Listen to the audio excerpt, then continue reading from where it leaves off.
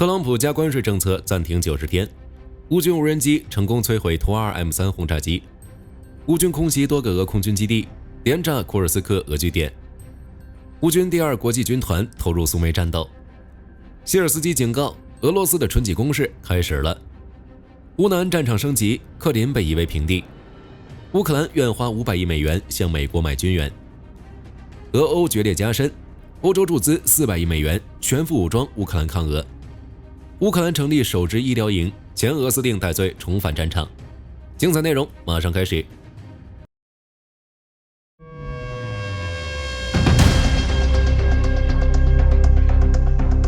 特朗普一手关税，像股神一样反复拉扯股价。不过，在关税最新进展中，特朗普可能要认怂了。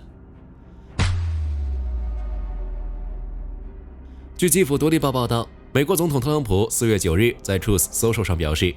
他将对大多数国家暂停征收90天的关税，且立即生效。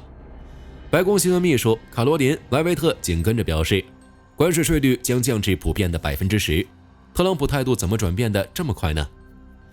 主要原因，内外部压力太大。早些时候，针对特朗普政府宣布的征收对等关税措施，欧洲联盟27国4月9日确定首批反制措施，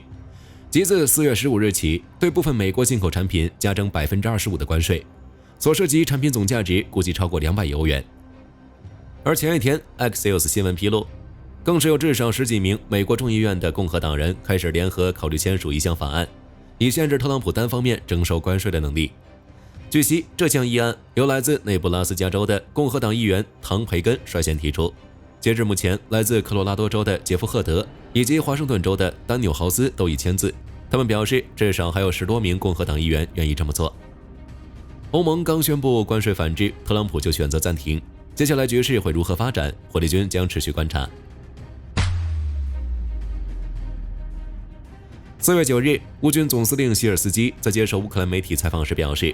乌军对俄罗斯机场的成功打击，已迫使俄军战机从原来驻扎边境的100至150公里向后转移到200至300公里外。他还表示，乌军无人机几天前还成功摧毁了一架图2 M3 远程战略轰炸机，称其在刚刚降落时被乌军无人机命中，受损严重。出于保密原则，希尔斯基并没有详细说明乌军使用哪种无人机在何时何地击中了这架图2 M3 战机。图2 M3 是前苏联时期生产的一种远程战略轰炸机，一共生产500架左右。由于使用乌克兰的军工技术，现在这种轰炸机已经不可能再生产。此前，乌克兰国防情报局称，俄军可用于导弹发射的图2 M3 远程战略轰炸机存量在27架左右，但在3年的俄乌战争中，被乌军击中因故障自毁的数量高达6架。这意味着俄军目前可用于作战的图2 M3 可能已不足20架。同时，希尔斯基还称，乌军对俄罗斯弹药库的远程打击，也迫使俄军将每天向乌克兰发射的炮弹数量减少大约1半，约2万发。不可否认，乌军无人机已经成功改变战争形态。如今，乌克兰一年可生产500万架无人机，按照一线作战的62.5万俄军计算，相当于每个俄军士兵将面对至少8架无人机。随着战争持续，俄罗斯将越来越难以支撑战争继续。在4月9日最新的对俄空袭中，战争研究所报道称，乌军发射158架无人机，袭击了俄罗斯12个州和克里米亚，直指当地的俄军事基地和武器仓库。空袭持续时间长达10小时。俄罗斯轰炸机驻扎的莫兹多克空军基地、奥伦堡州的奥伦堡2空军基地都遭到了袭击。社交媒体上流出的图片显示，俄空军基地在袭击后升起了浓烟。俄罗斯航空管理局也表示，为确保航空安全，俄罗斯南部多个机场已于4月9日提前关闭。与此同时，莫斯科地区也突发大火，一家为俄军供应后勤服装的厂房被点燃。报道称事故原因未知，但该工厂火势面积已接近1000平方米，目前消防员正在持续救援中。这是继4月4日乌军空袭莫斯科以来，此地发生的又一场火灾。外界预计乌克兰将重新发起对俄罗斯首都的攻击。可见，乌军无人机的作用显然比我们想象的更厉害。乌克兰正逐渐把战争送回俄罗斯境内。泽连斯基强调，乌军将继续摧毁俄军装备，并攻击后勤仓库和补给路线。此外，通过观察就会发现，俄乌双方都在改进空袭战术。如据公开报道看，乌克兰防空部队最近对俄军导弹和自杀式无人机的拦截率有所下降。对此，乌克兰空军发言人尤里·伊格纳特表示，俄军正在对导弹和自杀式无人机进行全面升级，包括加装新型制导系统，这导致乌军在拦截包括匕首在内的各类导弹时难度不断加大。至于俄军那边，乌军防不胜防的各型号无人机突击似乎已经让俄罗斯放弃升级防空网了。当然，另一部分原因是俄罗斯实在太大了，不可能全部建立防空网。目前，俄军主要在莫斯科、圣彼得堡等重要城市、一些重要的军工厂以及前线提供一定的防空保护。至于其他城市和设施，基本就听天由命了。值得注意的是，俄罗斯欺负乌军没有足够数量远程导弹的日子很快就会过去。随着长海王星导弹的不断实战，以及乌克兰正在研发中的弹道导弹，俄罗斯预计很快将感受到这些远程导弹的威力。据开源情报报道，4月8日前后，乌克兰出动空军对库尔斯克的戈普塔里夫卡村俄据点进行了猛烈的3连炸，且每次都精准命中目标。从拍摄的视频看，乌军导弹击中目标后引发了巨大的爆炸，俄军据点成了一片废墟。在库尔斯克的奥泽尔基一带，乌军同样发起了类似的空袭，目标则直指当地的无人机基地。俄军基地设施和附近建筑被摧毁，且燃起了大火。据悉，这是俄军在该方向最大的一个无人机基地。长期以来，他们都用其攻击乌克兰的边境。乌总参谋部随后发表回应声明，证实发动了新一轮打击，并透露还消灭了30名俄军，其中包括俄军无人机机组的专项技术人员。地面战斗方面，俄军完成了对古埃沃村的占领，但在继续推进时，被乌军摧毁了一个机械化纵队。目前在库尔斯克地区，仍有奥列什尼亚和戈尔纳尔2个村子处于乌军控制之下。苏梅方向，俄军目前正试图在朱拉夫卡和苏贾检查站之间建立一个立足点，再伺机打通进攻苏梅的路线。4月9日，乌克兰军事观察员马绍维茨表示，俄军第76和83空降师占领了巴西夫卡村，并试图向洛克尼亚推进，以截断乌军在 H07 公路的补给线。同时，俄军还在对沃洛季米里夫卡、韦谢利夫卡地区发动进攻，并试图与巴斯夫卡的俄军会合，形成一个新突出部。此外，为防止乌军再次突入库尔斯克、别尔格罗德以及布良斯克，战争研究所4月9日报道称，俄罗斯政府已拨款超过100亿卢布，开始在苏美洲交界的地方建造防御工事。而乌军方面，其援军正在陆续赶来。率先投入战场的是以哥伦比亚雇佣兵为主力的第2国际军团。在乌克兰志愿军中，哥伦比亚雇佣兵的数量目前已超过欧美雇佣兵。据悉，在乌克兰的哥伦比亚雇佣兵月薪为4300美元。值得注意的是，泽连斯基和希尔斯基4月9日接受采访时，均发出警告称，俄罗斯的春季攻势开始了。综合基辅独立报和战争研究所4月9日的报道，俄军加强了对所有主要方向的攻击，并即将在苏梅州和哈尔科夫州展开大规模进攻行动。报道称，库尔斯克大约还部署有62000至67000名俄军和边防警卫，以及11000名朝鲜部队。等将库尔斯克乌军全部赶出，并完成上述俄军在苏梅州的部署后，就可能对苏梅州和哈尔科夫州发起大规模攻势。俄军的目的很简单，就是想在苏梅州等地建立缓冲区，这样一来，既能防止乌军突入，也能保障俄军在未来进一步入侵苏美洲。不过，泽连斯基强调，乌军已采取成功措施，将阻止俄军对苏梅和哈尔科夫的推进，称俄军无法短期内发起重大进攻行动，这一点得到了战争研究所的认可。战争研究所此前评估称，只要乌军能在库尔斯克保持突出地位，俄军就不会进一步对苏梅实施攻击。库皮扬斯克至红利曼战线，驻守纳迪亚阵地的乌军第3独立突击旅一天内摧毁了俄军半个营，清除了大约143名俄军士兵，另有86名俄军受伤。同时，据乌克兰霍尔提西亚集团军4月9日报告称，乌军摧毁了热列贝斯河上一座俄罗斯临时搭建的机械化桥梁。此外，据乌克兰国际电视台4月9日报道，乌军第63机械化旅还在该红利曼地区击落一架俄军宝贵的梅林维亚侦察无人机，该机价值30万美元，和用电子战系统压制并俘获了俄军一架沙希德无人机。顿涅茨克州，乌军最近向德鲁日巴东北部推进，并通过蜂群战术不断压缩俄军控制区，迫使俄军向东后撤。而俄军最近在托列茨克西北部和南部推进，并且每天会安排空军对乌军阵地进行2轮的地形轰炸，双方在市区的战斗仍在继续。红军村方向，俄军最近利用恶劣天气造成的能见度低环境，对乌军阵地发起了更多的攻击。如在4月9日战斗中，乌军第72旅经过激战，在乌斯别里夫卡重创了从南面增援的俄军第90坦克师，同时在科特林西部打退了数次前来进攻的俄军。一名乌军指挥官4月9日报告说，自3月10日以来，俄军在红军村方向变得更加活跃，且正在部署更多的人员和设备。在库拉霍沃战线，俄军进行了一次大规模空袭，撕开了乌军在康斯坦丁诺皮利的防线，但随后遭到乌军部队顽强阻击。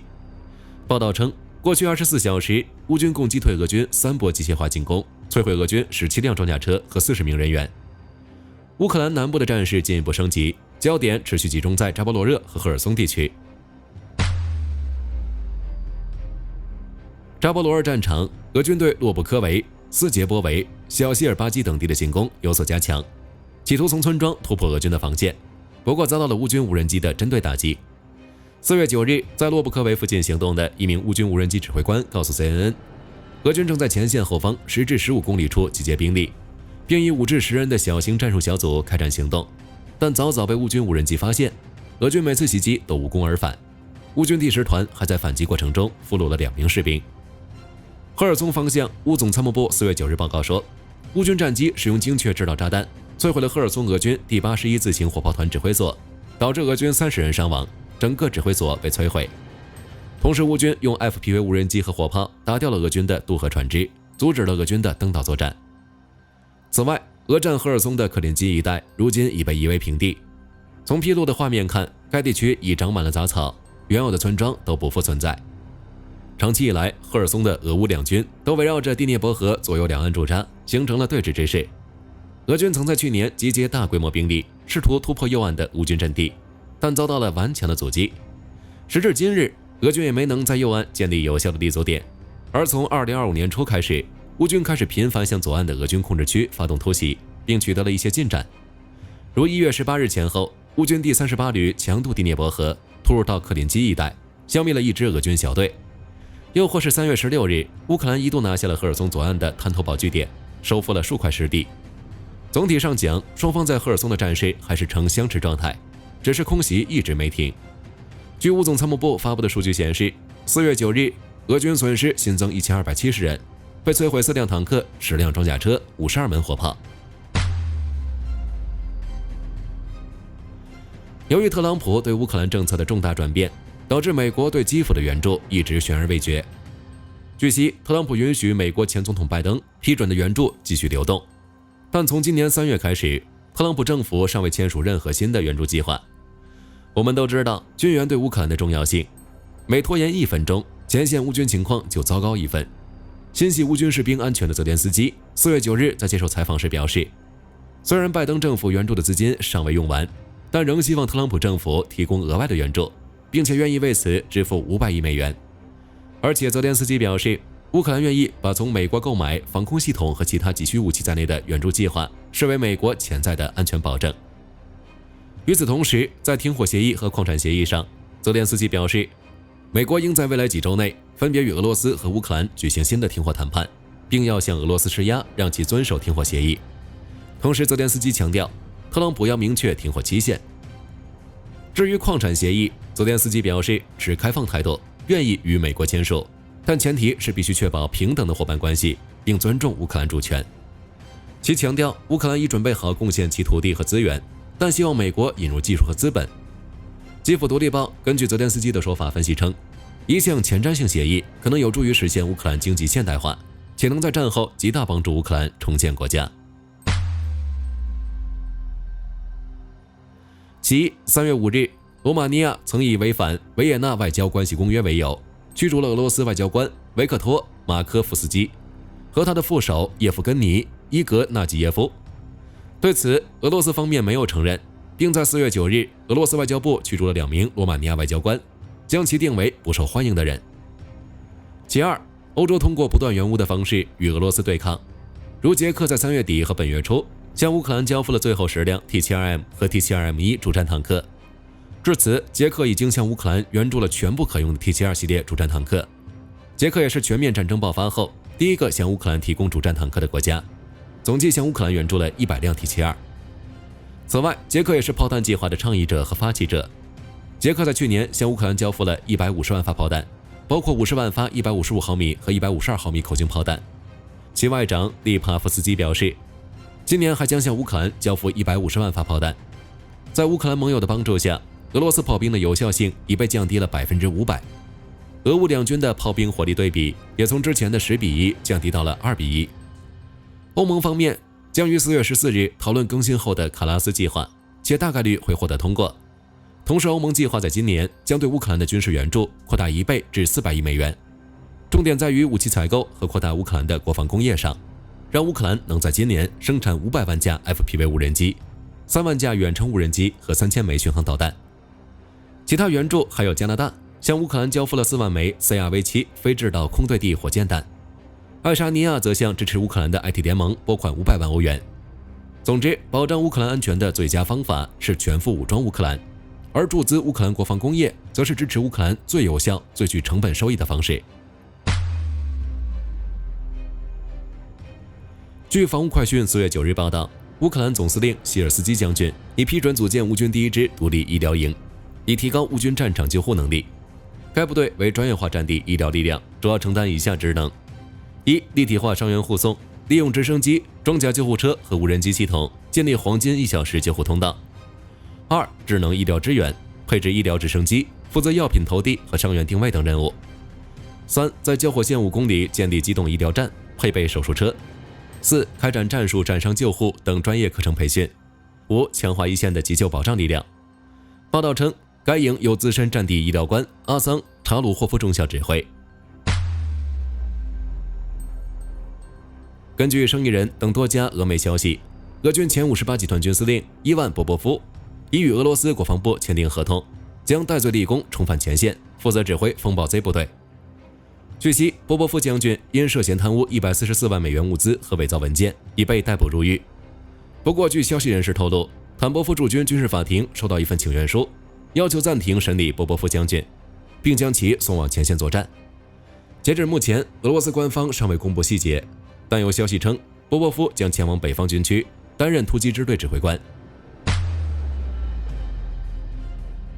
据路透社报道，一份为欧洲财长会议所准备的文件显示，在本周内，欧洲财长将讨论成立政府间联合防务基金，用于采购与持有防务装备，同时向成员国收取费用。根据报道，该文件由布鲁盖尔研究所受欧盟轮值主席国波兰的委托起草。防务基金将在不增加各国共同债务的情况下筹集大量防务基金，被称为欧洲防务机制，将根据一项政府间条约成立，并拥有大量实缴资本与代缴资本，并允许它在市场上借款。另外，还将接纳欧盟以外的成员，比如英国、乌克兰以及挪威等。布鲁盖尔研究所表示，该基金可以集中在战略赋能因素上，即军队采取行动所需的昂贵军事基础设施与装备，其中包括联合指挥与控制系统、基于卫星的情报与通信系统、第5代或第6代战机等昂贵武器系统，以及各国所需要的综合武器系统等。该基金的设立将让欧洲有机会在2030年以前减少对美国的军事依赖，但前提是能实现最大程度的集中采购，并建立一个共同欧洲防务市场，以此来促进竞争。为了提振欧洲自身的国防工业，欧洲防务机制将只从成员国的承包商采购，或者从总部位于成员国的承包商按照最低参与度标准所参与的联合体采购。该提案将于4月12日在华沙举行的欧盟财长非正式会议上进行详细讨论。与此同时，由于乌俄冲突的影响，再加上美国与欧洲的矛盾，使得欧洲各国意识到无法完全依赖美国来保障欧洲的安全。在这种情况下，欧盟正在讨论如何为应对俄罗斯潜在攻击筹集资金。值得注意的是，欧盟已经寻求未来4年内增加8000亿欧元的军费开支。根据媒体报道，从今年1月份开始，以色列国防军开始在约旦河西岸发动代号为铁墙的大规模军事行动，迄今仍在进行该行动。媒体表示，以军将驻扎在杰宁、图勒凯尔姆和努尔沙姆斯的中心地带，军事行动也将持续到2026年年初。好了，本期节目到这里就结束了。美国能同意乌克兰买军援吗？欢迎在评论区留言讨论。我是火力军，下期再见。